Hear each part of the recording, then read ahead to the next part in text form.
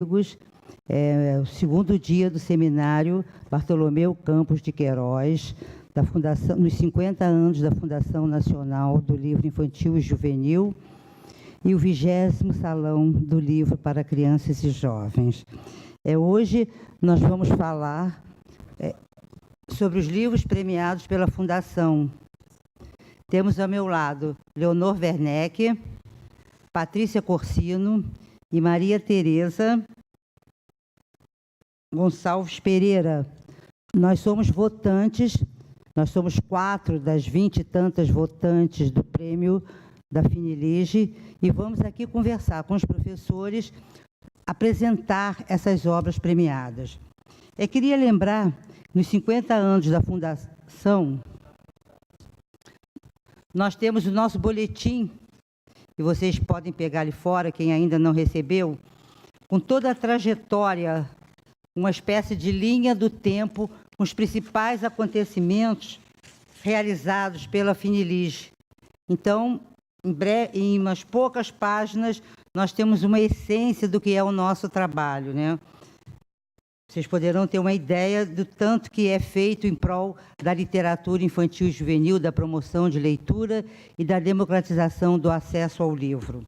Hoje, nós vamos começar falando de uma categoria muito importante para nós, que é a categoria criança, a primeira categoria em 1968, me parece, que foi o livro O Rei de Quase Tudo, de Eliardo França. Então, essa foi a primeira categoria e nós aqui começamos por ela, tá?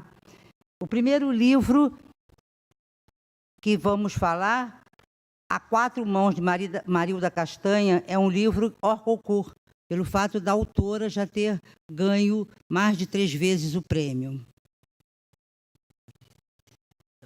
Bom dia. Eu vou apresentar aqui essa obra, né, que é uma obra muito... primeiro, é um projeto muito bem cuidado. Eu acho que assim, é importante a gente dizer que a Fundação, essa é uma questão muito cara à premiação, né? É o cuidado com a ilustração, é o cuidado com o projeto gráfico. E esse livro, e com as palavras, né? Porque a literatura infantil é essa coisa que faz essa interdiscursividade entre o texto verbal e o texto visual. Esse livro, ele traz essa muito, muito potente.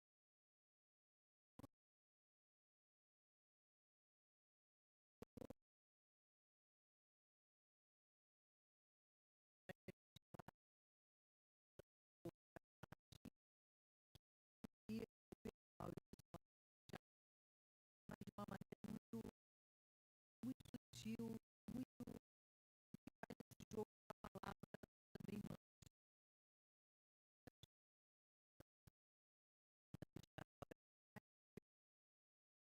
tenho apenas nas mãos o sentimento de uma citação. E daí começa a viver a mão se ou a mão vai na relação da criança, vai sendo então essa criança escolhida, orar, fazem esse texto conciso, preciso, simples, mas absolutamente poético. E nasce no diálogo com esse diferente que vai criando, vai nos colocando nas mãos que nunca nos deixam na mão. Então, mãos que faz também todo um jogo com algumas expressões que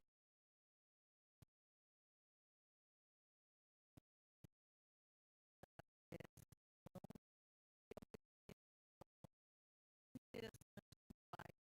Aliás, a gente estava que esse ano, vários livros falam da relação dos pais, né? Da criança com o pai.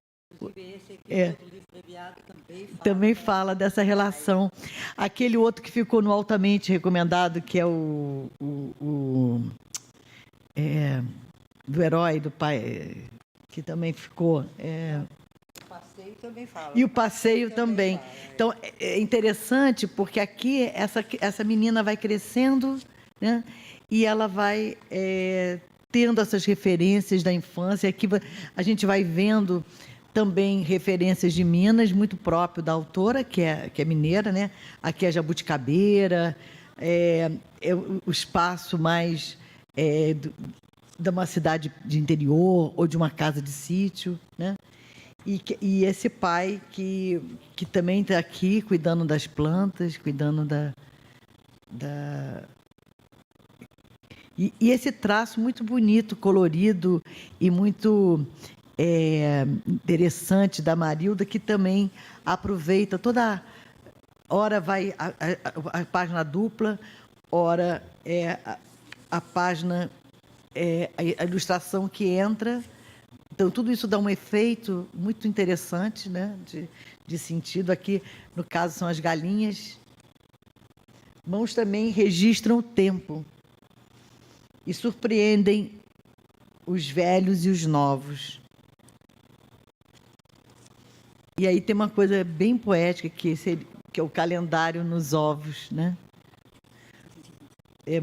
É muito, muito bonita a forma como é tratado a temática do carinho, do afeto e do tempo que passa, né? Que também tem essa questão dessa mão também, que um dia, no final, ela não está mais aqui, né?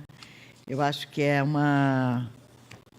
um trabalho sensível que coloca a criança também podendo, por via poética, entender esses mistérios da vida, entender o ciclo da vida. Então, aqui já, né? E como a vida não é uma via de mão única, não há quem negue que toda história vivida foi e sempre será muito, muito melhor de mãos dadas, né? Então, fala do afeto também. Bom, teria muito mais a falar, mas nós temos vários livros, né?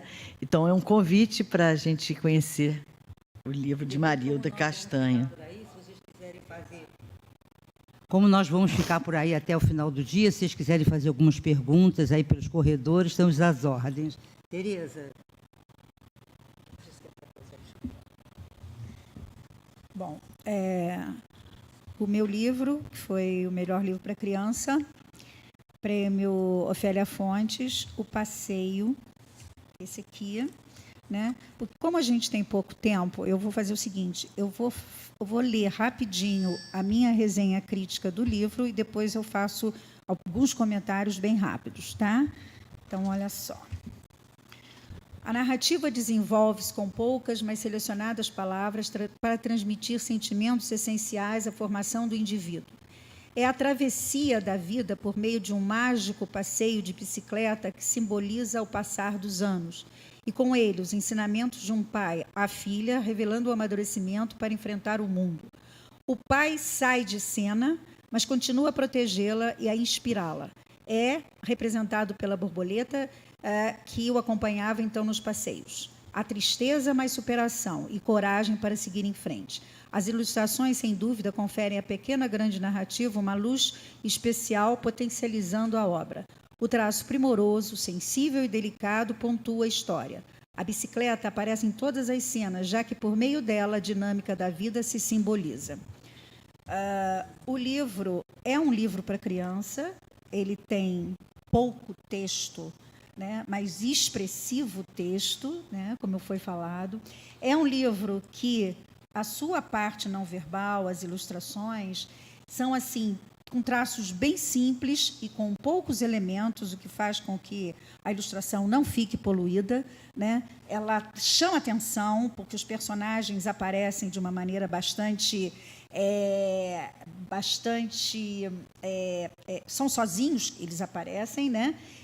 E é muito interessante que, como eu falei, a bicicleta aparece em todas as páginas do livro.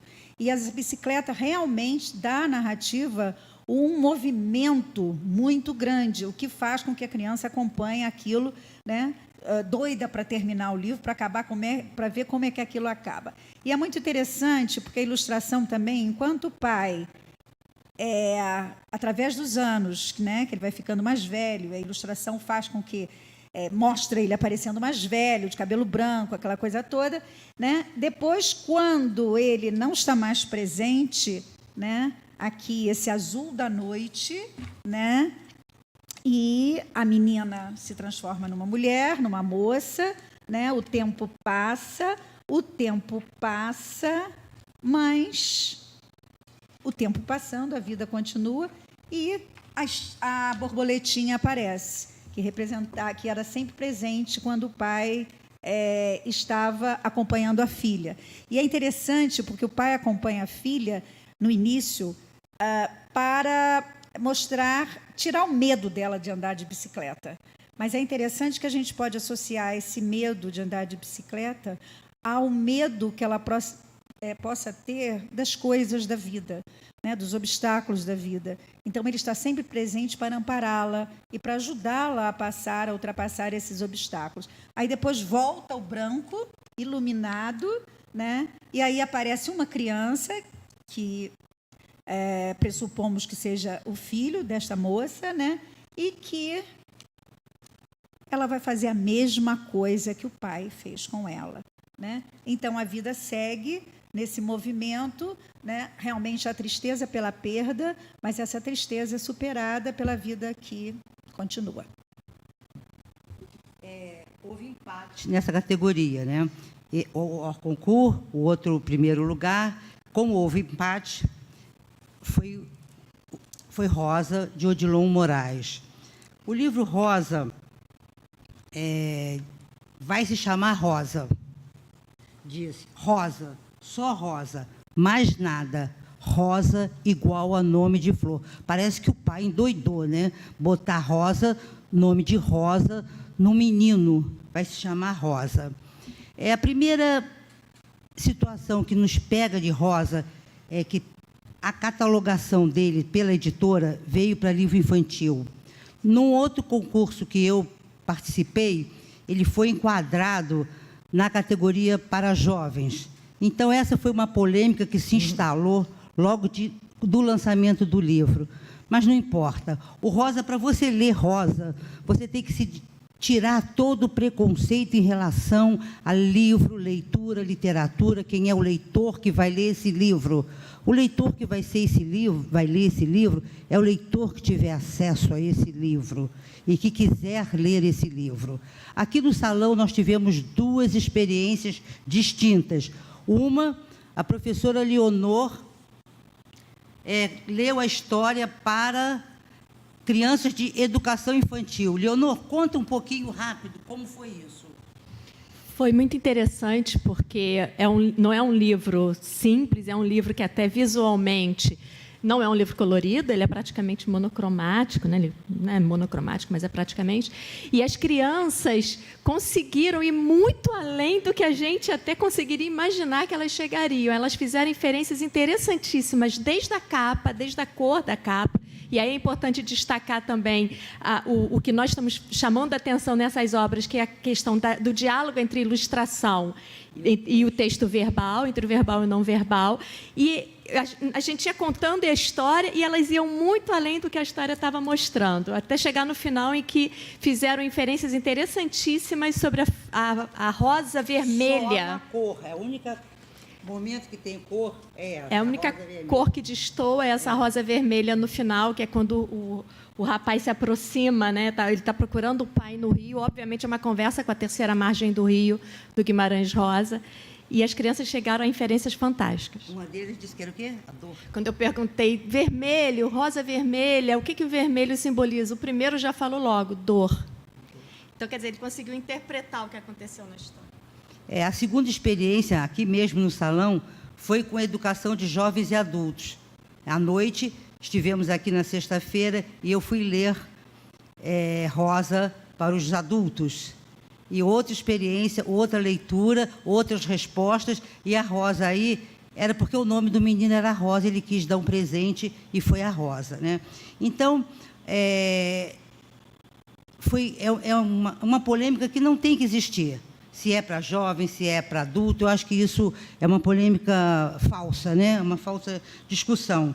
O livro é um belíssimo texto, belíssimas ilustrações, tanto que ele ganhou também o prêmio de melhor ilustração do ano, porque a Fundação valoriza tanto a questão da leitura da imagem, do pictórico, que é um prêmio destacado, é o prêmio de melhor ilustração. E de Rosa, eu escrevi isso. As ilustrações porque o texto, eu acho que já foi falado um pouco, depois vocês, se quiserem, vocês têm acesso vocês ganharam todas as justificativas dos leitores, estão aí nessa publicação. As ilustrações de Odilon para o texto de Rosa, também de sua autoria, são um convite para uma verdadeira fruição estética, um convite para ver com os olhos desacostumados, olhos de miguelim. Só assim se perceberá a importância da capa dura de um branco leitoso que prepara para a entrada no rio livro. Cada par de páginas é uma só ilustração, possibilitando a percepção de um movimento simultâneo de ida e volta, como se fosse as águas do rio. Então, é toda uma preparação visual que vai te levando a essa viagem pelo rio até a terceira margem, né? Que é o próprio rio. Que é o próprio rio.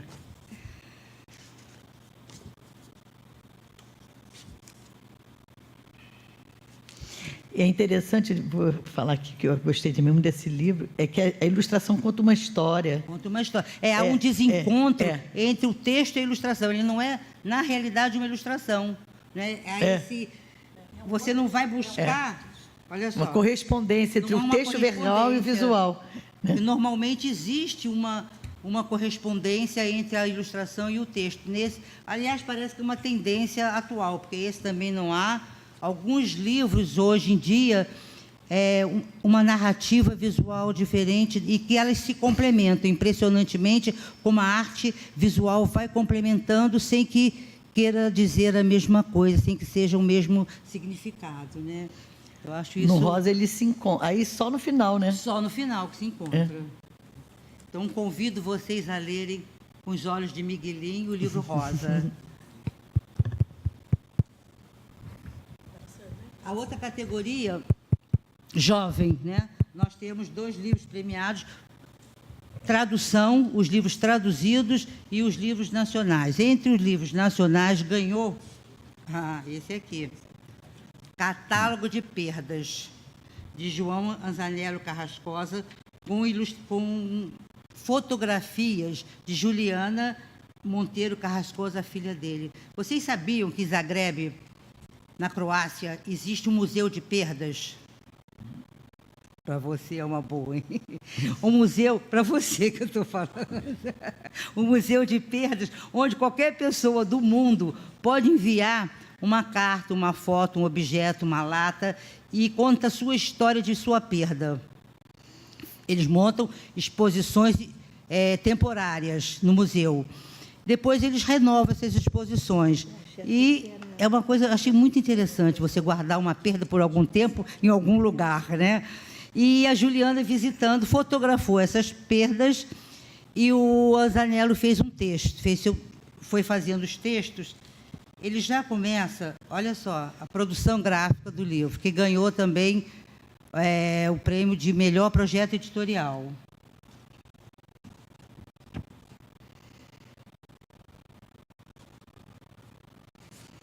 Papéis de papel que abre, cor, tipologia, todo o cuidado de uma produção. E o texto de Anzanello, só lendo, gente, porque é muito... Vocês têm que conhecer essa escrita. Quando estamos há pouco tempo no mundo, não percebemos em quantos fios a nossa vida está entrelaçada.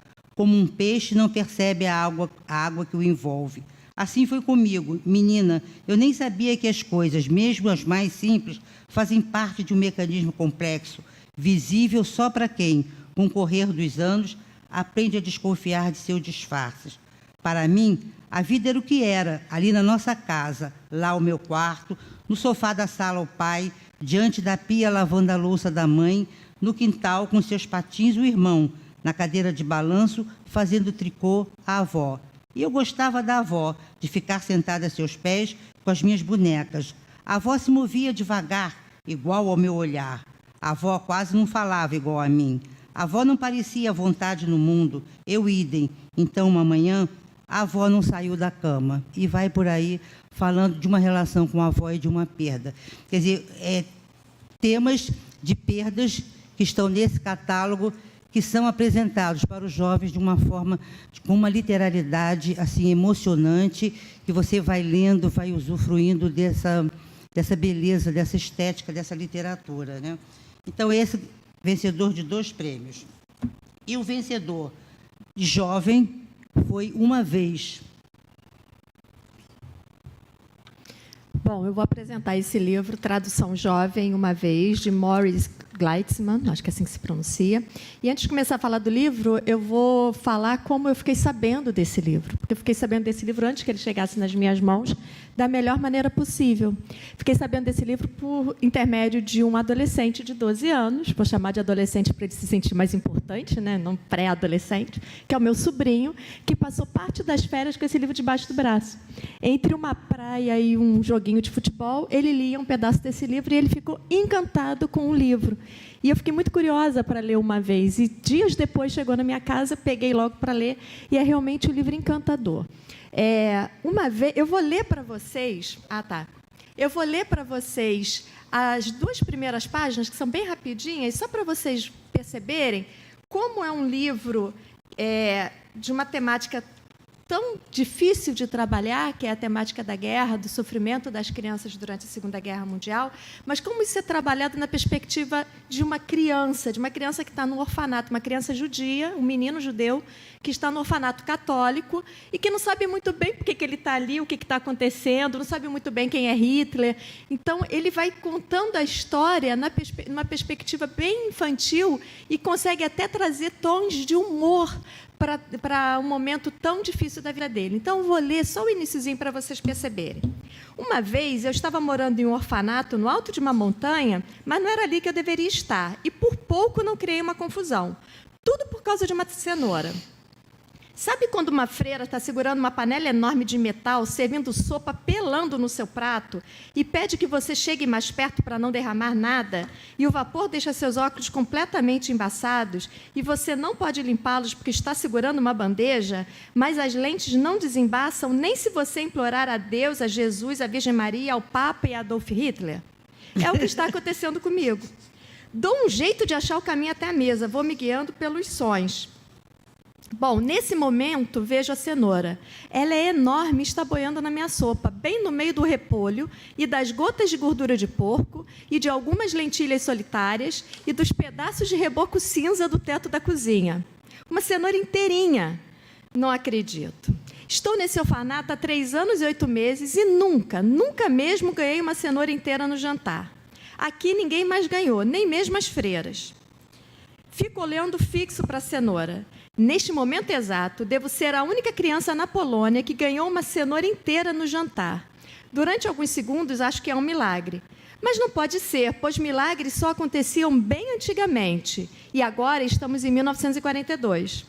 Então entendo o que essa cenoura significa e tenho que me sentar, pois minhas pernas ficaram bambas. Não consigo acreditar. Finalmente. Obrigado, Deus, Jesus, Maria, o Papa e Adolf Hitler. Esperei tanto tempo por isso, é um sinal. Essa cenoura é um sinal enviado por minha mãe e meu pai. Eles mandaram o meu legume preferido para me avisar que, enfim, conseguiram resolver os problemas. Para que eu soubesse que, depois de longos 3 anos e 8 meses, as coisas estão finalmente melhorando para os livreiros judeus. Para me dizer que eles já estão vindo me buscar e que vamos para casa. esse é o início do livro, eu saltei algumas partes.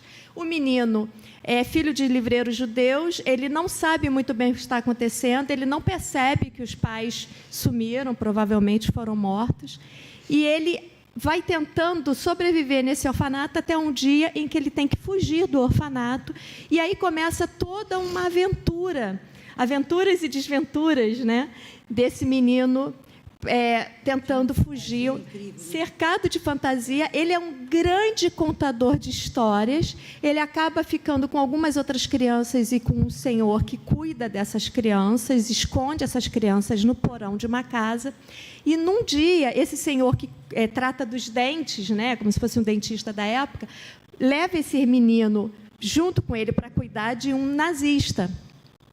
E o menino conta uma história para o nazista e faz esse nazista sorrir. É um livro cercado de beleza. O final, obviamente, é muito triste, mas mesmo no final, o mesmo final é cercado de lirismo e de humor. E tem uma questão muito interessante linguística, né? Eu, como professora de língua portuguesa, não posso deixar passar, que é o ritmo da narrativa. Todos os capítulos começam com uma vez. O título é Uma Vez. Então, assim, é como se ele tivesse também... Ele está contando uma história para nós. Ele está fazendo do leitor a mesma coisa que ele faz com os ouvintes das histórias dele. Outra coisa também que dá agilidade é que as frases são curtas. As frases que são longas são algumas dessas que eu li para vocês, que tem que parece que dá um sem fim do que está acontecendo com o menino. E, por outro lado, outras frases são curtas, às vezes com apenas uma palavra, alguns parágrafos extremamente curtos também, às vezes com apenas uma palavra ou 2, 3 palavras.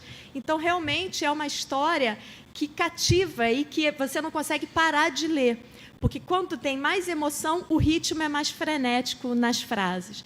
Então, realmente, é um livro que mereceu o prêmio. Não tem ilustrações, a não ser na capa, que mostra exatamente um menino olhando para uma loja vazia, o que parece ser a livraria dos pais, e é só isso que aparece de ilustração. Mas não precisa de ilustração nesse livro, porque realmente você vê, as descrições são perfeitas e a narração é muito empolgante. Então, por isso que mereceu o prêmio. A mesma temática, aliás, a temática do nazismo esteve em vários livros recebidos esse ano, que foi até objeto de uma mesa ocorrida nos encontros paralelos aqui no salão. Outro prêmio, Tradução Criança, também trata do mesmo assunto, as crianças do orfanato, que, na realidade, eu gosto sempre de destacar um pedagogo, que eu sou fascinada por ele, Janusz Korczak, escritor e um pedagogo polonês, que foi que dirigia esse orfanato dessas 200 crianças órfãs, judeus ou não judeus, teve alguns não judeus, e que, no final, todos eles foram mortos no campo de extermínio, né? E ele teve liberdade pelo trabalho dele, ele conseguiu a liberdade, ele não morreria, mas ele escolheu dar a mão às crianças dele e foi exterminado juntamente com todas as crianças. Então, é uma pessoa adepta da pedagogia da não violência, do respeito à criança, que serviu de exemplo até para os direitos da criança da ONU, né, para que se criasse os direitos baseados na pedagogia da não violência do Janusz Korczak. Então, esses 2 livros são em memória à pedagogia. E o diário de Blunka, principalmente, fala de como era a vida misturado com ficção, claro, mas como era a vida nesse orfanato. Bom, eu estava na mesa com a Eunice Fernandes, que é historiadora, e com a Márcia Leite, que é editora do Pulo do Gato, e surgiu uma discussão bem interessante no início, se esse livro tratava ou não da temática da guerra. E aí eu encerrei a mesa falando que ele trata da temática da guerra exatamente por não tratar da temática da guerra. Porque nós começamos a ler esse livro sem saber muito bem do que ele trata, né? Diário de Blunka. Então, nós abrimos o livro e a Blunka começa a contar, a descrever. Na verdade, é um texto bem interessante, a estrutura do texto é muito interessante, porque, inclusive, visualmente, de longe não vai dar para ver, mas visualmente há uma diferença no tamanho das letras. Então, assim, quando você tem a descrição dos personagens, a letra é de um tamanho. Quando aparece um pequeno fato que aconteceu com esses personagens, a letra é de outro tamanho. E depois, mais ao final, quando se vai falar um pouquinho da maneira do Dvořák tratar as crianças, também há uma mudança de tamanho da letra. Então, são umas questões muito sutis que o projeto gráfico editorial é fantástico. E aí nós somos apresentados a essas crianças sem saber muito bem qual é a história do livro. A história parece ser simplesmente, tem esse personagem aqui numa foto, fulano se chama assim, ele faz isso, ele faz aquilo outro. E a descrição das crianças também é muito interessante. Tem uma criança, por exemplo, que é descrita como uma criança que foi muito importante porque ajudou a recolher o carvão do caminhão com o seu pinico. Então, assim, tem uma linguagem, um olhar da criança também para mostrar cenas de extrema pobreza. Eles passam frio, as crianças têm que costurar as próprias roupas, têm que ajudar a fazer a comida, que é só o doutor Dvořák e a esposa que cuidam das crianças, então elas também têm que ajudar. Mas, mesmo diante de tanta pobreza, e a gente sem saber muito bem o porquê de tanta pobreza, nós vamos nos encantando com a descrição das crianças. E somente no final... E somente no final é que nós sabemos que essas crianças estavam num momento de guerra e que provavelmente não voltaram mais, porque o final é assim. A Blunka termina de escrever porque o doutor Dvořák apagou a luz do quarto e ela fala assim, amanhã eu continuo o meu diário. E aí fala assim, mas depois veio a guerra que carregou Blunka e com ela seu diário. Então, como ficamos sabendo que nele estava escrito? Porque ele foi escrito para que nada fosse esquecido. Então, é um livro lindíssimo, que tem um projeto gráfico editorial espetacular. Em todas as páginas, as linhas do caderno do diário passeiam pelas páginas, ora formando a cama onde as crianças dormem, ora formando as escadas em que as crianças estão subindo.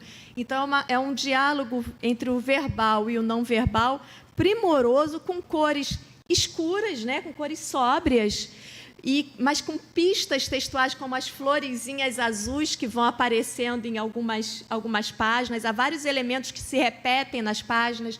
O aviãozinho feito com folha de caderno, que aparece desde a capa, que vai passeando também pelas páginas e que vai contando a história da Blunka. Agora é o livro de imagem de Flor em Flor.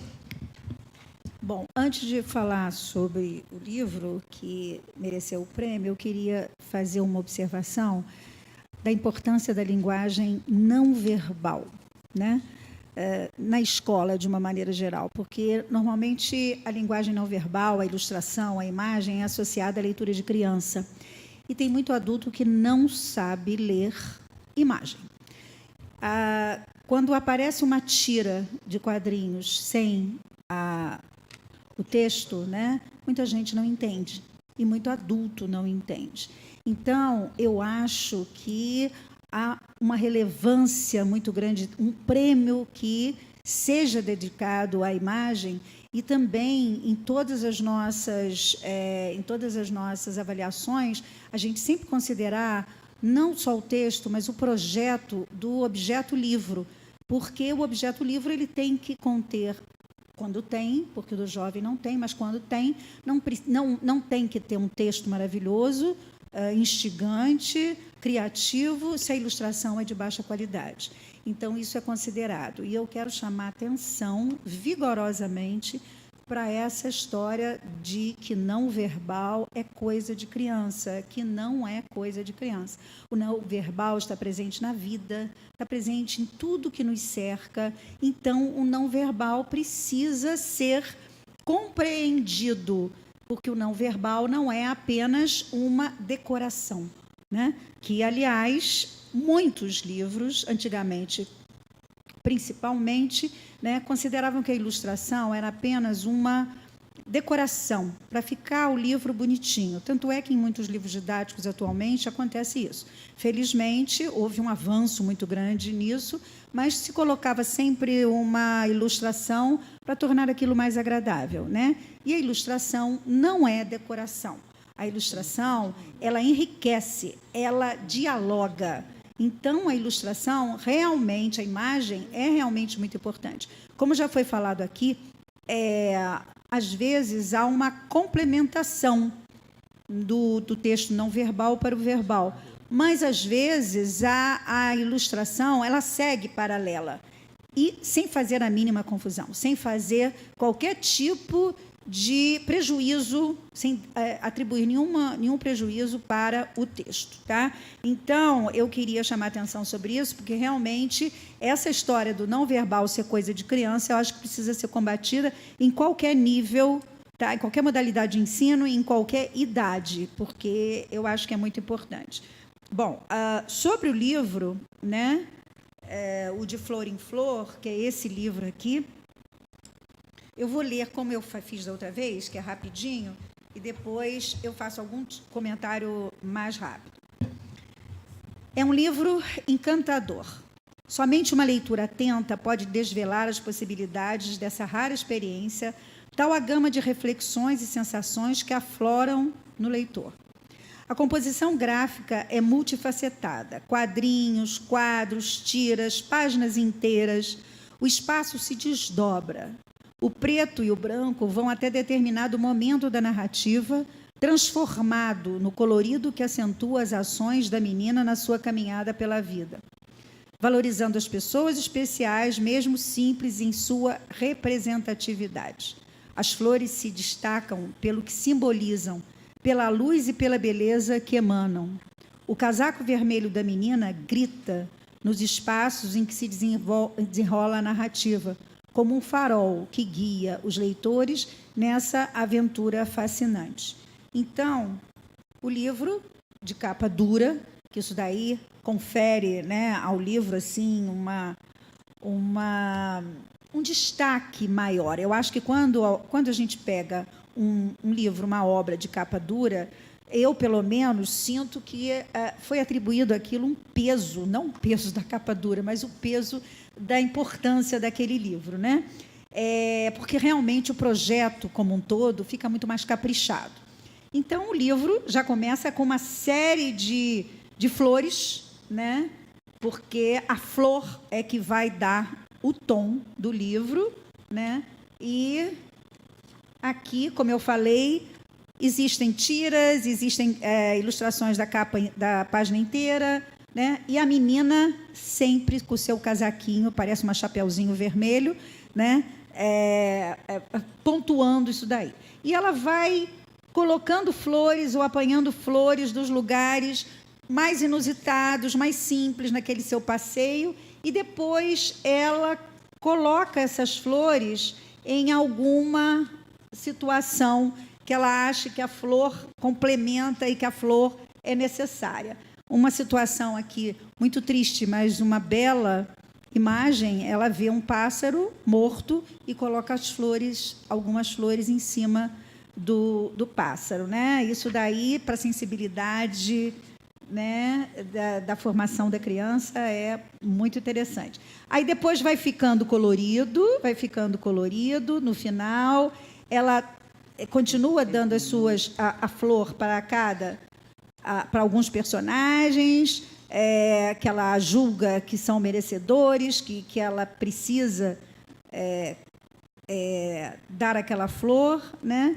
E o livro termina assim.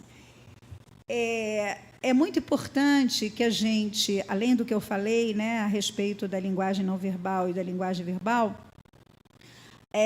não se imagina que, porque como a Leonor falou, aquele livro, a descrição às vezes é tão vívida que parece que a gente está vendo uma ilustração.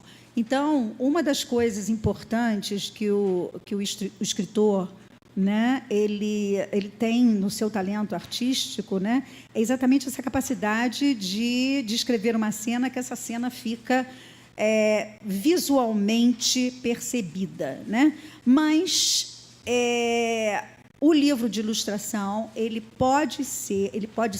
é, tá, uma obra que realmente ela precisa ser considerada e levada mais a sua importância precisa ser ressaltada. Principalmente que no momento atual da literatura infanto-juvenil contemporânea, os ilustradores são do mais alto nível, são artistas plásticos, não são apenas alguém que vamos colocar umas ilustrações naquele livro, você desenha bem? Então vamos lá, na editora pergunta, são artistas plásticos da mais alta qualidade. Então a gente tem um momento estético muito importante quando a gente dá valor à ilustração.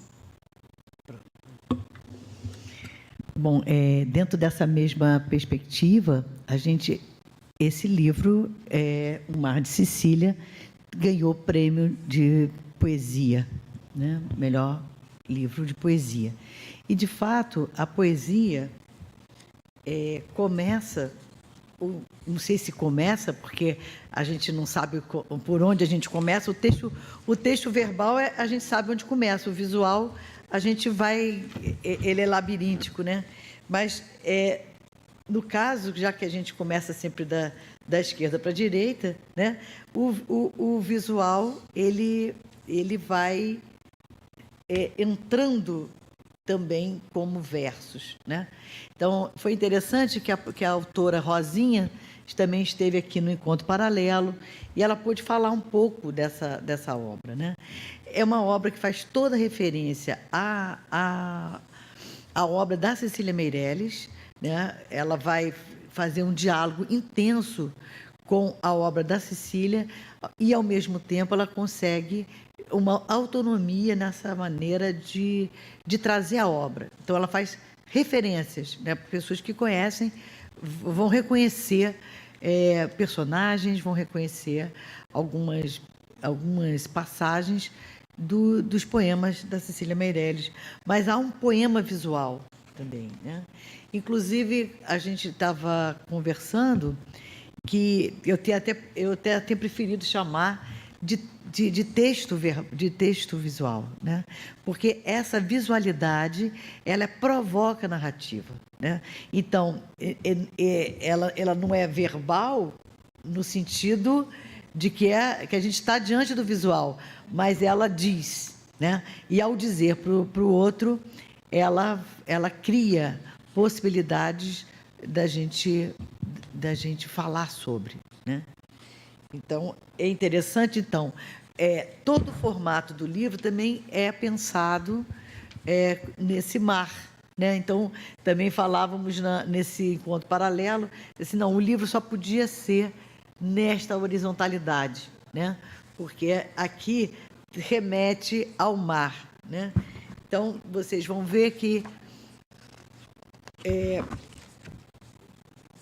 no próprio curso da passada de páginas, um elemento aqui, ele dá quase que uma continuidade, de forma que nós podemos ler o visual, também em interlocução com o verbal, ou também de forma autônoma, fazendo outras relações.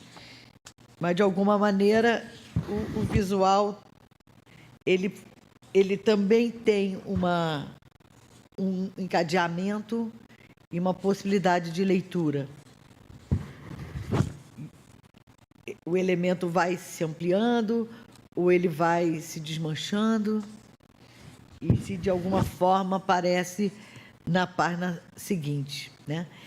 E o Mar de Sicília, uma coisa interessante também, que a letra é desenhada, né? Então, a gente também...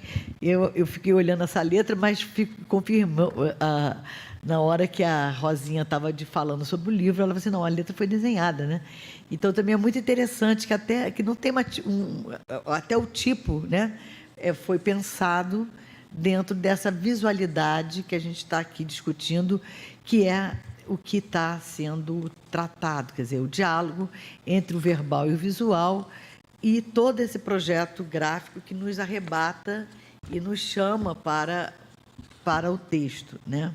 O Mar de Sicília é amor e esquecimento, é isto e aquilo, é escolha e destino. O Mar de Sicília é ilha, vento sopra o tempo, estrelas brincam com a solidão. O mar de Sicília não é alegre nem triste, é mar absoluto. Que é o nome de um grande poema da Cecília Meirelles, né? E aí ela sai do preto e branco e entra no azul profundo do mar absoluto. E aqui continua.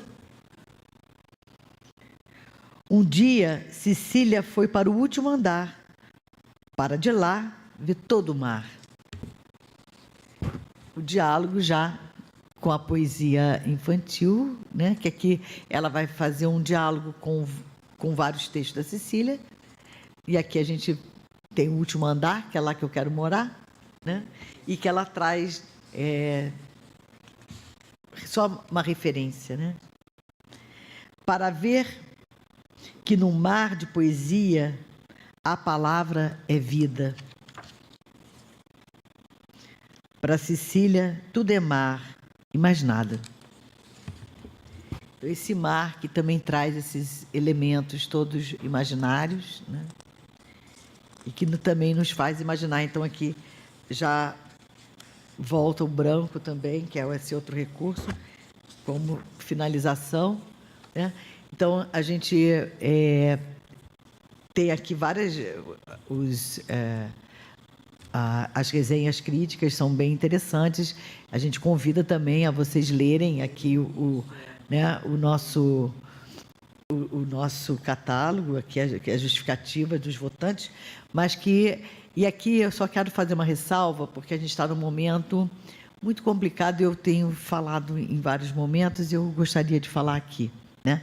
Perguntado a Rosinha, esse livro aqui, por exemplo, ele não vai chegar futuramente às nossas crianças das escolas públicas, porque esse livro, nesse formato, o novo Plano Nacional, o PNLD Literatura, não comporta livros tão criativos, né? Porque o governo federal achou que tinha que limitar a forma, limitar a temática, limitar a gramatura do papel, limitar a capa, né? Então, tudo isso também que a gente está discutindo aqui, né? Esses tamanhos inusitados, essas capas duras bonitas, esse papel que, né? Esse papel, ele não vai acontecer. Então, também a gente entender que a gente precisa denunciar esse tipo de coisa, porque estão ganhando prêmio justamente por essa inovação, né? Obrigada, e que a gente possa fazer até um manifesto contra essa visão restrita, né, do Ministério da Educação sobre o que é literatura para as crianças e para as escolas públicas. E, com certeza, essa diversidade de formatos, de textos e ilustrações é que contribui para a formação do leitor crítico, né? É o que faz a diferença. Outro prêmio que nós temos é Literatura em Língua Portuguesa de Outros Países, que, por coincidência, é poesia também. Então, eu vou passar para a Tereza para ela falar do livro Infâncias, daqui e de lá. Bom, esse prêmio, eu acho que foi o último a ser criado, não foi? E eu acho que ele foi criado em muito boa hora, porque muitas pessoas consideram que a língua portuguesa de Portugal é diferente da língua portuguesa do Brasil. Evidente que, pela cultura diversa de cada país, nós temos algumas diferenças, mas a língua portuguesa é a língua portuguesa, né? Pessoa, Camões e outros já falaram sobre isso, até os nossos também, Caetano Veloso, naquela música maravilhosa, Língua, né? E outros também. Então, eu acho que é muito importante que a gente, desde pequeno, que as nossas crianças saibam que elas falam a mesma língua. Quando os meus alunos da faculdade dizem que não entendem o português de Portugal, eu digo aí eu realmente faço lá um discurso, né? Que é claro que a pronúncia é mais rápida, que o sotaque, aquela coisa toda, mas a língua portuguesa é a mesma, com as suas diferenças culturais, né? Então, eu acho que esse prêmio veio em muito boa hora, porque são esses livros da literatura portuguesa, né? Desses autores de língua portuguesa que fazem com que a gente perceba essas semelhanças e diferenças dentro da mesma, é a diversidade dentro da unidade, né, que a gente costuma falar. Bom, como eu estou fazendo sempre, eu vou ler aqui a minha resenha e depois faço um comentário, inclusive com a leitura do livro. O livro também é de capa dura, né? Também Não vai pro PNLD. também não vai para lugar nenhum, né? Só fica nas livrarias, né? E a respeito do que a Patrícia estava falando, eu acho que é claro que a gente tem que lutar para que os livros estejam nas escolas, com todas as suas diferenças, e é o que faz essa excelência desses livros, né? Mas eu acho também que o professor deve conhecê-los, porque se não pode cada um deles ter esse livro, eu acho que seria um presente que esse professor, de vez em quando, ele mostrasse aos seus alunos, né? Ele comprasse os seus alunos para ele mesmo e para os seus alunos. Mais rápido, Né? Tá. Então, isso é uma coisa que a gente também tem que pensar. Bom, então vamos lá. O livro celebra bem a língua portuguesa de lá e de cá, de lá de Portugal e de cá do Brasil. Poemas com o mesmo tamanho, com o mesmo tema, são cotejados. Os autores traduzem suas origens, tanto no léxico quanto na sintaxe, dando a oportunidade a que o leitor observe as possibilidades de registro da mesma realidade. Patenteia-se o fato de que é a mesma língua, já que não há qualquer dificuldade para a apreensão do significado. Possíveis vocábulos de lá e de cá são devidamente explicados no pé de página, quando existe possibilidade de dúvida quanto ao sentido. Os temas são do cotidiano e a composição gráfica favorece a leitura fluente. A apresentação é encantadora, com explicações sobre os autores e seus percursos, ressaltando que, apesar de suas diferenças, o que os une é o espírito da mesma língua, a sua ancestralidade e o período da infância tão caro a ambos. Então, eu escolhi livros, que é exatamente o que a gente está lidando, primeiro do autor português, José Jorge Letria. Os livros não se cansavam de que tinham para contar. Eram sôfregos e livres, como pedaços de luar. Com eles aprendi tanto que de mim me fui esquecendo, e todos os dias crescia naquilo que ia lendo. O diário de Anne Frank, a voz do Principezinho e o pica-pau amarelo contente no seu cantinho. Como tanto livro já lido, fez o menino escritor, de versos e muita prosa, de tanta história de amor. Agora, do brasileiro, Jorge... Não estou lendo direito ali. O outro nome dele. José Santos. Antes de aprender a ler, vi histórias em quadrinhos, patos, gatos, dinossauros, falando com balãozinhos. Depois vieram princesas, dos contos dos irmãos Grimm, anões, bruxas e gigantes nessas terras do sem-fim. E os livros de Júlio Verne comecei a devorar, caí no centro da terra, cheguei ao fundo do mar. Monteiro Lobato contou-me de um sítio a ser descoberto e que a solidão não existe se temos um livro por perto. Então, vocês estão vendo que realmente na escrita não há tanta dificuldade assim, o problema é na fala, que inclusive também vai rimar com mãe, porque a pronúncia é mãe também, então é muito interessante a gente ver essas diferenças, tá? Então, realmente é um livro que faz com que lá e cá se aproximem por meio da literatura, né, e por meio da língua, que é exatamente o alicerce, né, e o elemento cultural mais importante de cada país. Bom, eu vou andar um pouquinho mais rápido, porque nós temos às 10 horas a entrega dos prêmios da Fundação, e às 11 horas teremos a palestra com a Marina Colaçante. Então, eu peço que não leiam, os textos estão aí no libreto que vocês receberam, só para a gente agilizar um pouquinho mais e tentar dar conta de que ainda faltam algumas categorias. Nós temos agora a categoria Reconto, que são aqueles livros recolhidos, as histórias já conhecidas, que são recontadas de alguma forma, o nacional e o traduzido. Então, nós temos 2 prêmios nessa mesma categoria. aqui nós temos o Contos de Moçambique e o Barba Azul. Bom, vou falar rapidinho do Contos de Moçambique. Contos de Moçambique é quase um catálogo cultural sobre o Moçambique. É uma coletânea de histórias contadas ao pé do fogo, como os próprios autores dizem, cercada de fotos em preto e branco e fotos coloridas também, que vão mostrando os personagens, não necessariamente das histórias, mas personagens de Moçambique. E os cenários também. E uma das imagens mais marcantes, na minha opinião, é essa daqui, que é uma das primeiras, que mostram duas mãos passando por cima de um texto escrito numa das línguas nacionais de Moçambique, num dos dialetos falados em Moçambique.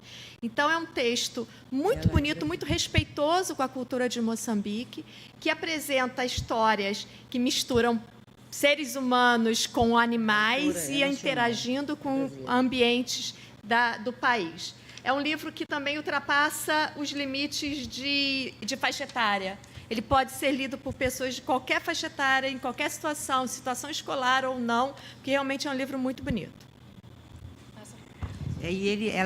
Uma pergunta aqui, a dúvida, ele é nacional porque a autora é nacional, embora os contos que ela traga sejam de Moçambique. Então, o Barba Azul é uma história bastante conhecida, né, que foi do Perrault, né, que foi reescrita e recontada pela autora Anabela Lopes, que é uma argentina, que, ao mesmo tempo, ela, como vários agora, é uma tendência, né? A gente chama, autor, é o escritor e ilustrador, né? Então, a Anabela Lopes é também a ilustradora da obra, que, como é uma ilustração extremamente diferente, é uma ilustração que traz algo sombrio, mas, ao mesmo tempo, é muito criativa. O texto reconta a história do Barba Azul de uma maneira muito concisa, muito interessante. Eu acho que a gente já falou essas várias características que fazem com que essas obras ganhem o prêmio, né? Então, há uma criatividade aqui nesse diálogo entre texto e imagem. E o que a gente pode dizer é o seguinte: essa história do Barba Azul, que é uma história que traz essa relação da mulher da obediência da mulher, quer dizer, a desobediência significa a morte, né? De certa forma, ela se atualiza no contemporâneo, né? Porque o quanto que a gente pode, a partir dessa história, discutir a relação entre homem e mulher, né? Essa relação de obediência. No final, ela que é um pouco inusitado, na história original não tem, ela enterra as mulheres mortas e dá a elas flores, né, nas sepulturas. Então, é um convite aí para a leitura, né? E também não tem idade, eu acho. Eu acho que a gente está falando de literatura sem idades, literatura, né? Porque a gente se encanta, é o tipo do livro também, né, que a gente se encanta. A categoria informativo é aquele livro que, de uma forma literária, traz informações sobre algum assunto. Não é um texto de ficção. O livro nacional é esse aqui, Os Trabalhos da Mão, com texto de Alberto Bozzi, ilustrações de Nelson Cruz, que vai tratar da importância da mão, desde os primórdios da humanidade, todo o serviço que a mão nos prestou, inclusive para o desenvolvimento dos nossos neurônios, né? Então, o Nelson Cruz nos traz também, como já foi falado antes, a questão da imagem do texto. Ele vai buscar referências em Degas, em Van Gogh. Então, ele atrás tem as imagens, né, os quadros, as pinturas em que ele buscou referências para criar suas ilustrações para esse texto informativo sobre a importância da mão, né? Todo o trabalho que a mão... tudo de bom que a mão traz para o desenvolvimento do ser humano. Nelson Mandela? Nelson Mandela. O traduzido foi a história do menino Nelson Mandela, que faria 100 anos, né, nesse ano. Então, a Patrícia... Assim, é muito interessante esse livro, a forma como ele conta a história do menino Nelson Mandela. A gente se encanta com essa história. É um menino que veio... que ele não... Ele vai calçar sapato quando vai para a escola, já grande. Então, é tudo muito interessante, essa trajetória, né, desse menino que é essa grande figura que é o Nelson Mandela, né? E fala até desse período dele preso, mas sempre não fala com melancolia, né? Então, também muito interessante a gente ver, que eu acho que é o próprio espírito de Nelson Mandela, que ficou preso 27 anos, né? E volta como presidente aclamado, né? É enterrado na sua terra natal, também com todo o ritual de homenagem de grande homem, né? Mas é um menino de pé descalço que nasce numa aldeia e com toda a sua origem africana. Então, é muito bonito o livro, e a gente, com esse pouco tempo que temos, a gente convida vocês a lerem, né? Assim como eu não posso deixar de comentar que eu tive na mesa com o Nelson Cruz, do Trabalho das Mãos, que é um texto lindíssimo do Bose. Quer dizer, ele assim, não sei por que vocês botaram esse livro como informativo. Realmente é uma coisa assim, difícil a gente tem que classificar em algum lugar, né? Assim, porque é de uma poesia o texto do Bose, e ele também faz uma releitura das obras, né? Que ele fala assim, é uma releitura. Ele pega a estrutura das obras, né, originais, explica como é que ele fez, e ele faz a releitura. Mas, assim, eu acho que é todo poesia. Eu não sei, a gente chama de informativo, mas eu acho que, para mim, ele podia ser literatura. Podia ser jovem. Podia, porque realmente é uma beleza. Às vezes acontece isso, o livro cabe em uma ou outra categoria, né? O texto é lindíssimo, né? É um ensaio, né, do Bose. E esse aqui também é um convite para a gente conhecer a história desse grande homem que foi Nelson Mandela, né? Há um prêmio também, o Escritor Revelação, porque como há o prêmio de melhor ilustração, há o prêmio de Escritor Revelação. Esse ano coube a Elisa Curi Daer com esse texto, Senhor Chacal, Noite de Galo. Bom, Senhor Chacal, Noite de Galo, chama atenção por um detalhe também. No final da história, há a versão da história em árabe, escrita em árabe e em português, naquele estilo que a gente vira de cabeça para baixo, vira ao contrário, né? Porque, na verdade, o árabe é da direita para a esquerda, né? E aí é interessantíssimo, porque as ilustrações que aparecem na versão árabe também são diferentes das ilustrações que aparecem na versão em português. E quem não entende árabe, que eu acho que a maioria das pessoas fica tentando descobrir, mas qual é a parte da história que está sendo mostrada aqui? Porque são aquarelas do Rubem Matuque, que não são também aquarelas óbvias. Elas até mostram parte do que está sendo narrado, mas elas não são tão óbvias assim. E a história de um chacal, né, que é uma espécie de um lobo, que vai matar um galo para poder dar para sua esposa, chacal fêmea, que está esperando filhotes. Só que tudo dá errado para o chacal, ele é preso, ele quase morre no final. Então, é todo um desenrolar da história. A gente fica meio sem saber se torce para o galo ou para o chacal no final da história. Mas é bem interessante, é uma história simples, que a autora ouviu do pai, que ouviu da mãe. Então, aquelas histórias ancestrais que também nos encantam há muito tempo. Vale a pena ler esse livro, Senhor Chacal, Noite de Galo. Para finalizar, né?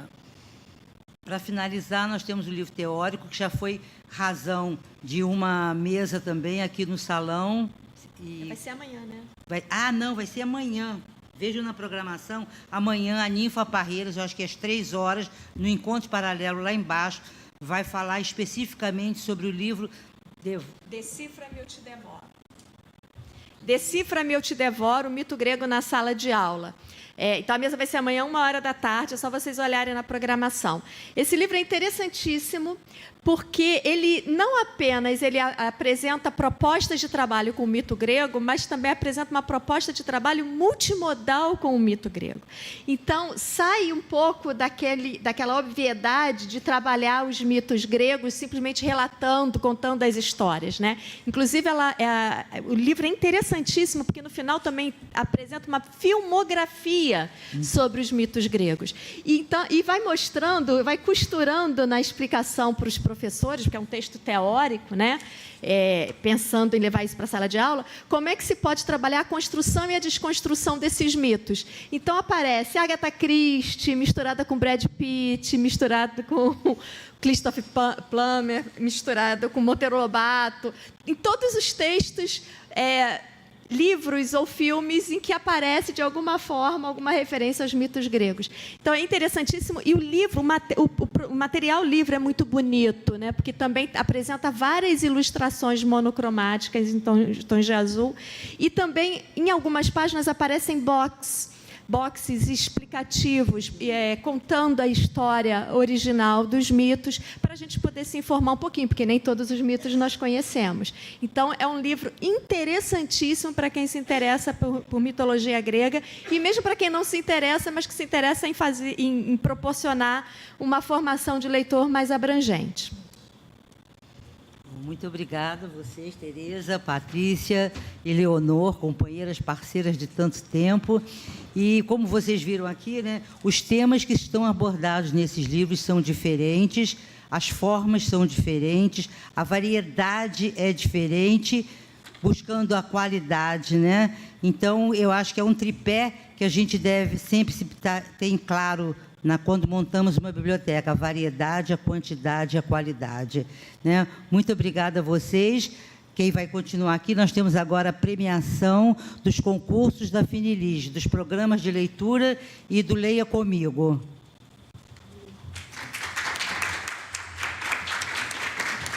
Deixa eu esticar a perna um pouquinho. Muito obrigada. Que amor, vocês são incríveis. Estimo não deixá-las falar mais, sinto muito não deixá-las falar mais, mas... Ai, o negócio é que a gente toma embalo. Pois é, a vontade de ficar falando é muito grande.